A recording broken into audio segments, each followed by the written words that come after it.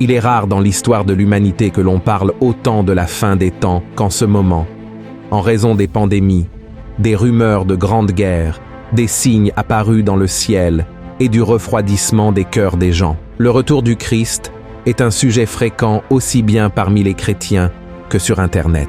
Ce qui se passe, c'est que beaucoup profitent de cette agitation mondiale pour lancer de fausses prophéties ou dénaturer des passages bibliques concernant la fin des temps, uniquement pour gagner plus d'abonnés sur leurs réseaux sociaux ou tout simplement pour répandre la peur parmi les gens. L'un des passages bibliques les plus utilisés par ces personnes est le chapitre 24 du livre de Matthieu, où Jésus parle de ce qui arrivera au monde avant son retour. C'est pourquoi, dans cette vidéo, nous allons analyser tout ce que le Seigneur a vraiment dit à ses apôtres concernant les jours à venir. Mais avant de commencer, je voudrais vous demander de cliquer sur « J'aime », de vous abonner à ma chaîne et d'activer la cloche pour être averti par YouTube chaque fois que je publie une nouvelle vidéo. D'accord? Allons-y. Le chapitre 24 de Matthieu regroupe le dernier grand sermon de Jésus avant sa mort et il se concentre sur la fin des temps. Son retour est le grand jugement. Mais avant de comprendre ce que Jésus a dit là, il est nécessaire de comprendre tout le contexte de ce moment-là. Pour cela, revenons au chapitre 23, où nous voyons le Christ parler à une grande foule dans le temple de Jérusalem. À ce moment-là, Jésus critiquait l'attitude des pharisiens et des maîtres de la loi qui prêchaient, mais ne vivaient pas selon ce que la parole de Dieu dit. Ensuite, il adressa des paroles sévères au peuple juif. Voyons ce qu'il dit. « Jérusalem, Jérusalem, qui tue les prophètes et qui lapide ceux qui te sont envoyés, combien de fois ai-je voulu rassembler tes enfants, comme une poule rassemble ses poussins sous ses ailes, et vous ne l'avez pas voulu. Voici votre maison vous sera laissée déserte. Car, je vous le dis, vous ne me verrez plus désormais, jusqu'à ce que vous disiez, béni soit celui qui vient au nom du Seigneur. » Et juste après cela, le chapitre 24 commence en racontant que Jésus quitta le temple avec ses disciples, et, étant donné le ton de son sermon à l'intérieur, il était fort probable qu'il soit encore en colère contre l'infidélité et le manque de foi des Juifs. Alors, quelques minutes plus tard, il commence à prophétiser en disant que rien de tout cela ne resterait debout et que le temple serait bientôt détruit. Les disciples, curieux de cette prophétie, arrivèrent au mont des Oliviers et demandèrent au Maître quand cela allait se produire et quels seraient les signes annonçant son second avènement sur terre. Jésus s'assit alors, comme à son habitude, et commença à expliquer à ses brebis tout ce qui allait arriver au monde jusqu'à la consommation des siècles. Ce passage est également connu sous le nom de sermon prophétique en raison de son contenu.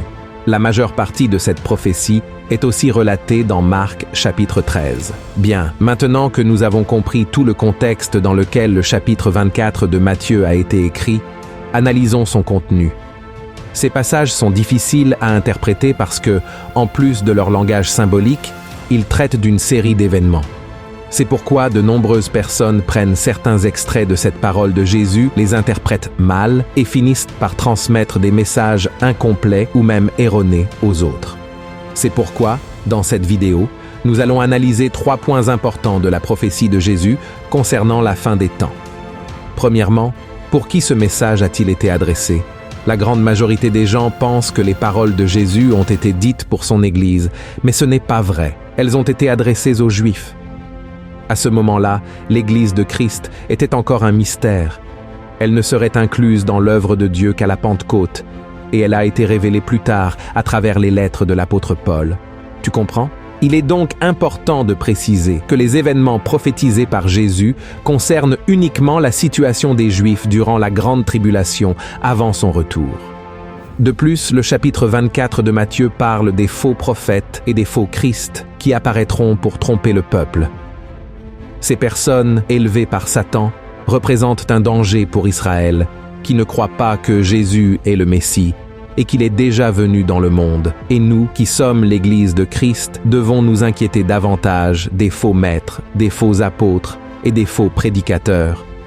Nous devons aussi savoir discerner les esprits, afin qu'aucun d'eux ne nous éloigne des voies du Seigneur.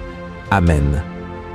C'est une autre preuve que les Juifs sont la cible de la prophétie de Christ concernant la fin des temps. Lorsque Jésus parle de l'abomination désolatrice, il parle ici de la terre juive, du temple et des sacrifices que Daniel avait prophétisés depuis longtemps. Et remarque aussi qu'au verset 16 de Matthieu, chapitre 24, Jésus dit que ceux qui seront en Judée doivent fuir dans les montagnes. Et cela concerne clairement Israël, car dans tout le Nouveau Testament, il n'y a pas un seul passage où Jésus ou l'un de ses apôtres demande à l'Église de fuir dans les montagnes. Enfin, de la même manière, nous voyons que le texte parle encore du sabbat qui est lié aux coutumes et aux lois des Juifs, et il contient aussi la parabole du figuier, qui est une représentation symbolique de la nation d'Israël. Tu as compris? Le deuxième point que nous devons analyser est quand cette prophétie de Jésus commencera-t-elle à se réaliser? Jésus a déclaré que personne, ni les anges du ciel, ni lui-même à ce moment-là, ne savait le jour et l'heure où cette prophétie se réaliserait.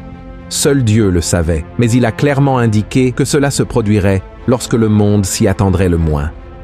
Voyons ce qu'il a dit à ses disciples. Ce qui arriva du temps de Noé arrivera de même à l'avènement du Fils de l'homme, car dans les jours qui précédèrent le déluge, les hommes mangeaient et buvaient, se mariaient et marièrent leurs enfants, jusqu'au jour où Noé entra dans l'arche. Et ils ne se doutèrent de rien, jusqu'à ce que le déluge vînt et les emporta tous. Il en sera de même à l'avènement du Fils de l'homme. Mais même si nous ne savons pas la date exacte du début des événements qui marqueront le retour du Messie au peuple juif et l'établissement de son royaume ici sur terre, le passage nous montre que la prophétie commencera à se réaliser pendant les 7 années de tribulation qui seront la dernière des 70 semaines prophétisées par Daniel. Une chose intéressante au sujet de cette prophétie de Jésus, c'est que tout est lié à ce que l'apôtre Jean a enregistré dans les chapitres 6 à 19 du livre de l'Apocalypse. Beaucoup croient que l'Église de Christ ne traversera aucun de ces événements, car elle aura déjà été enlevée et protégée de l'heure de la tentation. Dès le début de Matthieu 24, Jésus parle de la première moitié de la 70e semaine de Daniel au verset 8. Jésus a dit que tout cela serait le commencement des douleurs. Et ces douleurs ne concernent pas une époque quelconque, mais définissent le début du temps de la tribulation, qui est comparé dans la Bible aux douleurs de travail d'une femme enceinte. Le commencement des douleurs représente les 3 premières années et demie du temps de la tribulation, où le monde sera gouverné par l'Antichrist. Tout comme il y a des étapes initiales et finales dans les douleurs qui précèdent un accouchement, ces dernières années se divisent également en 2 étapes de 3 ans et demi. Remarque qu'il existe un lien entre les paroles de Jésus dans les versets 4 à 8 et l'Apocalypse chapitre 6, où le Seigneur ouvre les sceaux et commence à déverser son jugement sur la terre. Analysons maintenant par exemple Matthieu 24, verset 5, où Jésus avertit les Juifs des faux Christ qui tromperont beaucoup de gens. C'est exactement ce qui se passera lorsque le premier sceau sera ouvert et que l'Antichrist apparaîtra pour tromper les gens et les dominer. Voyons ce que dit la Bible. Je regardais quand l'agneau ouvrit un des 7 sceaux, et j'entendis l'un des 4 êtres vivants qui disait comme d'une voix de tonnerre, « Viens !» Je regardais, et voici, parut un cheval blanc. Celui qui le montait avait un arc. Une couronne lui fut donnée, et il partit en vainqueur et pour vaincre. Et ensuite, toujours au verset 5, Jésus parle des guerres et des rumeurs de guerre qui se produiront. Exactement ce que l'ouverture du 2e sceau apportera sur la terre et mettra fin à la paix. Regardez ce qui est écrit. Quand il ouvrit le second sceau, j'entendis le second être vivant qui disait « Viens !» Et il sortit un autre cheval, roux. Celui qui le montait reçut le pouvoir d'enlever la paix de la terre, afin que les hommes s'égorgeassent les uns les autres, et une grande épée lui fut donnée. Ensuite, au verset 7, Jésus dit à ses disciples que nation se lèvera contre nation et que le monde sera frappé par une grande famine. Cela est également lié à l'ouverture du 3e sceau de l'Apocalypse. Comparons la prophétie de Christ avec la vision de l'apôtre Jean. Quand il ouvrit le 3e sceau, j'entendis le 3e être vivant qui disait « Viens !» Je regardais, et voici, parut un cheval noir. Celui qui le montait tenait une balance dans sa main. Et j'entendis au milieu des 4 êtres vivants une voix qui disait « Une mesure de blé pour un denier, et 3 mesures d'orge pour un denier, mais ne fais point de mal à l'huile et au vin. » Et enfin, toujours au verset 7, Jésus parle de divers événements qui ôteront la vie à des milliers de personnes. Cela est lié à l'esprit de mort que le 4e sceau, et le 4e cavalier de l'Apocalypse apporteront. Voyons ce que l'apôtre Jean a écrit dans le livre de l'Apocalypse à propos de cette vision. Quand il ouvrit le 4e sceau, j'entendis la voix du 4e être vivant qui disait « Viens ». Je regardai, et voici parut un cheval d'une couleur pâle. Celui qui le montait se nommait la mort, et le séjour des morts l'accompagnait. Le pouvoir leur fut donné sur le quart de la terre pour faire périr les hommes par l'épée, par la famine, par la mortalité et par les bêtes sauvages de la terre. Et ce n'est pas tout, mes frères. Dans les versets 9 à 28 de Matthieu, chapitre 24, Jésus commence à prophétiser sur ce qu'il adviendra lors de la seconde moitié de la 70e semaine de Daniel. À cette époque, beaucoup mourront comme martyrs, ce qui est lié au 5e sceau de l'Apocalypse. Des choses terrifiantes et de grands signes dans le ciel se produiront avec l'ouverture du 6e sceau, annonçant l'arrivée du grand jour de la colère du Seigneur. Beaucoup se trahiront les uns les autres en Israël, et l'illusion et l'impiété augmenteront considérablement. L'amour se refroidira, signifiant que beaucoup abandonneront leur foi.